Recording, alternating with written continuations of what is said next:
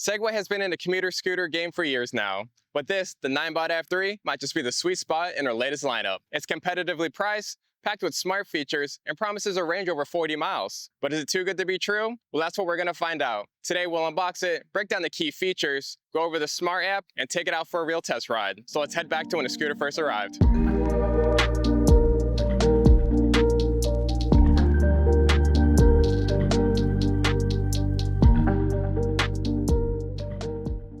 The F3 is finally here, and I gotta say, the delivery people weren't gentle with this box. There's gashes and holes all over this thing, but Segway usually does a really good job at packaging their scooters. So let's go ahead and get this thing open.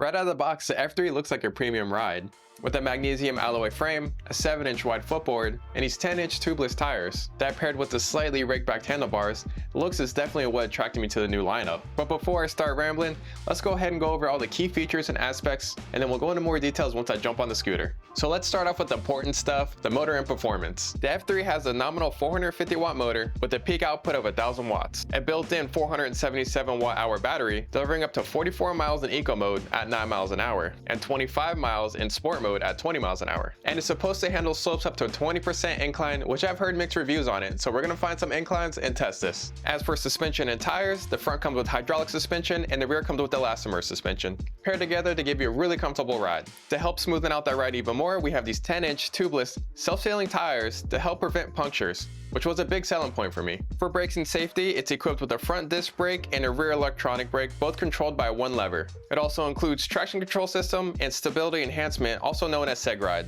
and bright integrated lighting like headlights, brake lights, and turn signals for added visibility and safety. As far as display and smart features, the F3 comes with a color TFT display that shows you your navigation, speed, the riding mode, and the battery in real time. And once you hook up your phone, you'll have other connectivity features like Bluetooth unlocking, which includes AirLock, Apple Find My integration, app control, and firmware updates, which we'll dive into all that information later. As far as design and portability, it's easily foldable with a really good locking mechanism, and it isn't too heavy, weighing around 42 pounds. The F3 will also support riders up to 265 pounds. Other mentions of the scooter is the water resistant rating, IPX6 for the body, and IPX7 for the battery. So shallow puddles and light rain is not going to be an issue. And the charging time on the scooter from empty to full is about 8 hours. So if you're looking for a faster charging scooter, this might not be the scooter for you. I think that just about covers all the main aspects of the scooter. So let's go ahead and hop on it and see how it actually performs. So before we even take off, we have to get the scooter out of park. And to do that, you just pull on the brake lever and you'll see it show 0 miles an hour. That means you could just hit the throttle and take off.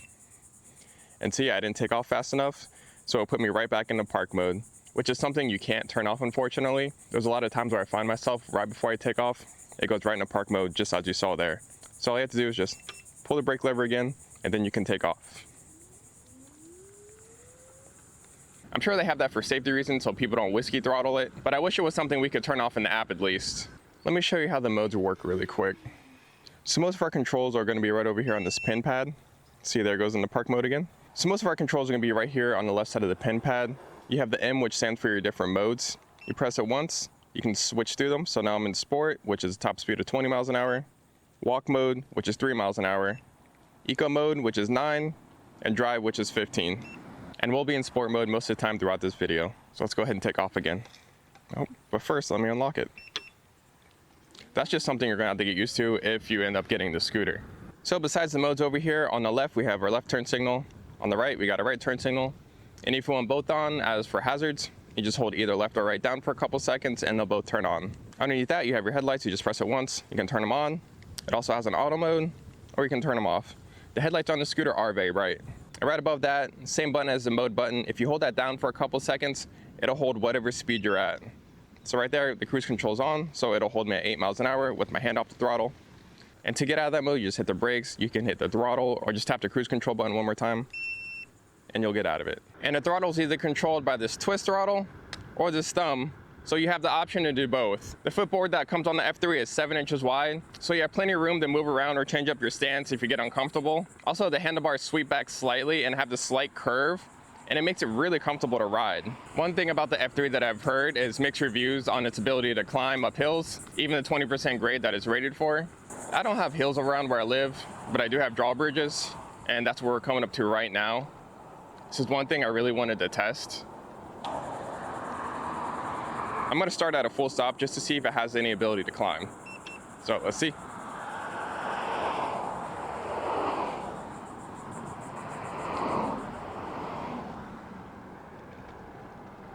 The speed picks right up on the scooter. And it's holding 20 all the way up. I mean, we just went past the steepest part. We're coming over the crest of it now. But it had no issue coming up this bridge. At least for me, at my body weight. I weigh about 180 pounds. I don't have the exact slope of this bridge. I tried looking it up with no luck. But this bridge is pretty steep. We'll go back down it and try it again. We're back at the bridge. I'm gonna go ahead and stop again because I wanna make sure I give it a fair test. I wanna make sure it starts climbing at the grade. So here we go again.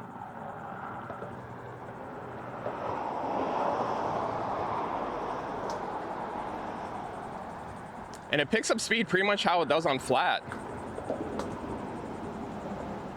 Now this is about the steepest thing that I have around here.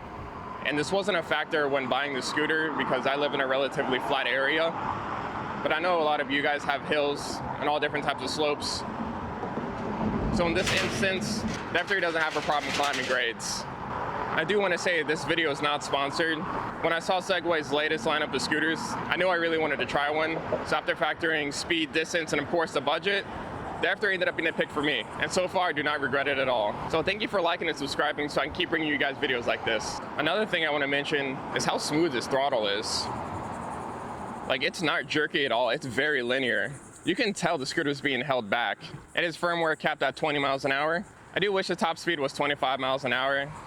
I know I say that about every scooter that should be faster, but I really think every scooter should be faster. I know it's due to like laws, regulations, and range claims from the manufacturers, but it comes with a 477 watt-hour battery. That's supposed to give you a range of 44 miles at 9 miles an hour and 25 miles at 20 miles an hour. But I don't know how realistic it is for someone to go 44 miles at 9 miles an hour. But all my commuting's under 20, so that's why I picked this one. I'm gonna find a place to pull over and talk about the app because there is a lot of information in there. All right, let's go ahead and talk more about the app here. So when you first open the app, you'll see you have a dashboard. Just click on that and that'll give you all your metrics. It'll tell you your speed, how much battery life you have left, all in real time, how far you've gone, vehicle temperature, and your voltage. You could also power on and off your scooter this way. Just tap power off. And then if you wanted to turn it on, you just slide it over. You wait a couple seconds and you'll hear it beep. Just like that, now the scooter's back on. We'll go over here into the settings. This is where you can put in your personal code, so when you walk up to it, you can unlock it with a code on the keypad, or you can activate airlock, so when your phone is hooked up to Bluetooth, when you walk up to the scooter, it automatically unlocks. We have a traction control, which I normally keep off because I feel like the scooter doesn't go fast enough to where it should need it. But if you're a newer rider or you're having a kid try it, maybe you should put it on just to be safe. Underneath that, we have our quick features, which you can customize what your homepage wants to look like. So if there's something you always go to when you get on the app right away, you can go ahead and put these on your home screen. Underneath that, one of the more important ones would be the customized speed mode. And in here, this is where you can change the top speed of each mode. Again, say if you're a newer rider or you're having a younger person ride it for the first time, if you don't want them to be able to go the max speed, you can go ahead and change it all the way down to 3 miles an hour, even in sport mode. Say for someone who likes to kick off instead of just throttle off, you can do that here. I have mine set at 0 because that's just my preference. Sound effects, this was a big one for me because when you first get the scooter and you turn on your turn signals, they will beep every time they go off. And to me, it's just a bit excessive. So if you go in there, you can change the beep noise. So when you have your flashers on or your turn signals, it's not beeping constantly.